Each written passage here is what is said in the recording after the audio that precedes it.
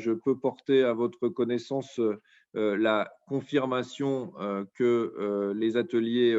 participatifs de classe de plein air qui ont été mis en œuvre durant 2 semaines en juin 2020 seront reconduits et largement amplifiés cette année, puisque en 2020, 18 ateliers organisés au mois de juin avaient permis, comme vous l'avez indiqué, de toucher 430 enfants. Et nous avons décidé de porter l'effort sur le mois de juin et sur le mois de septembre, qui sont, puisqu'il faut laisser passer les saintes glaces sur la thématique de l'atelier lié aux insectes. Donc, c'est sur la période juin jusqu'à mi-septembre que c'est jouable. Donc, ça permet d'amplifier le dispositif, puisque en septembre,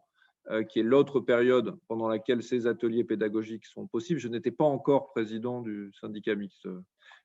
Monsieur Wesselberg. Et donc, nous allons pouvoir faire en 2021 45 ateliers permettant de toucher sur ce format plus de 1000 enfants, ce qui va nous permettre d'élargir le nombre d'écoles romainvilloises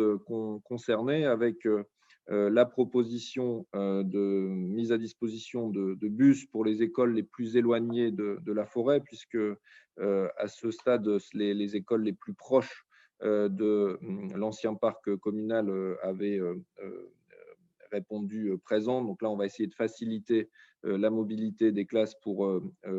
toucher davantage d'écoles romainvilloises et bien entendu ouvrir le dispositif porté par ce syndicat intercommunal aux autres communes couvertes par le syndicat mixte Noisy, Pantin, les Lilas. Par ailleurs, il y a également en cours, puisque les ateliers plein air portaient sur des ateliers scientifiques, on a également des partenariats qui sont lancés sur la thématique de l'alimentation, en partenariat avec le syndicat mixte, l'association des jardiniers, la cité maraîchère et 2 écoles du bas pays, à savoir les écoles Langevin-Vallon et Véronique et Florestan, qui vont travailler sur plusieurs ateliers pédagogiques autour du jardinage et de l'alimentation et du goût. Et enfin, je tiens à vous informer du lancement des travaux du rucher pédagogique sur lequel vous êtes beaucoup investis et qui ont pu,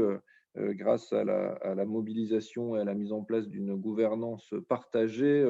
débloquer les problématiques de trésorerie auxquelles le syndicat mixte était incessamment confronté et qui ont permis de débloquer les fonds pour lancer la construction du rucher pédagogique qui sera livré d'ici l'été avec, nous l'espérons, des premiers accueils de classe à partir de septembre.